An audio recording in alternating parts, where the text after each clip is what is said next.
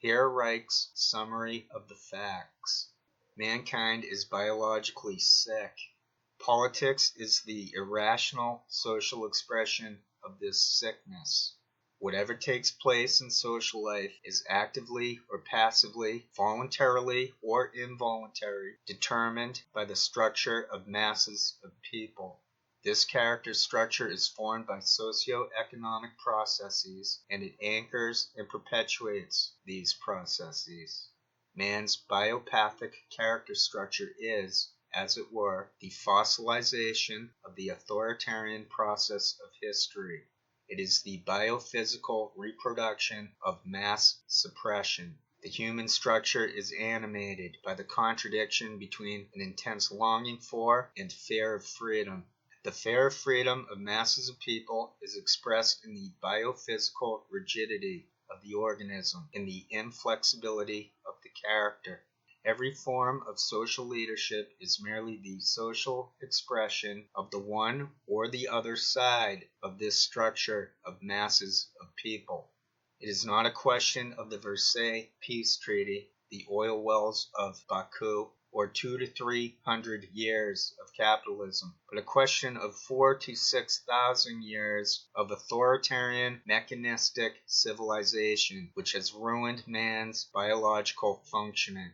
Interest in money and power is a substitute for unfulfilled happiness and love, supported by the biological rigidity of masses of people. The suppression of the natural sexuality of children and adolescents serves to mold the human structure in such a way that masses of people become willing upholders and reproducers of mechanistic authoritarian civilization. Thousands of years of human suppression are in the process of being eliminated. Footnote.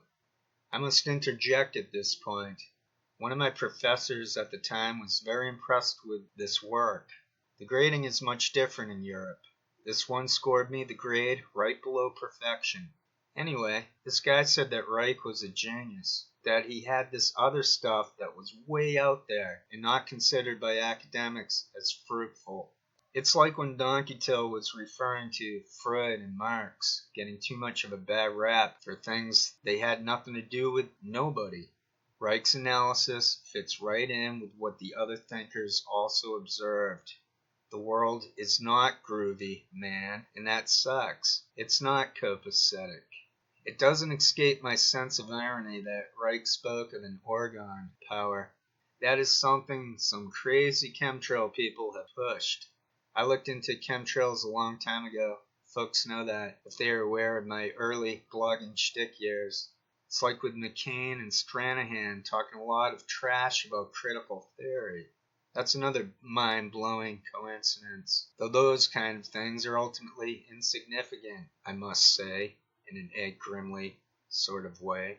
In Reichian terms, to define freedom is to define our sexual health.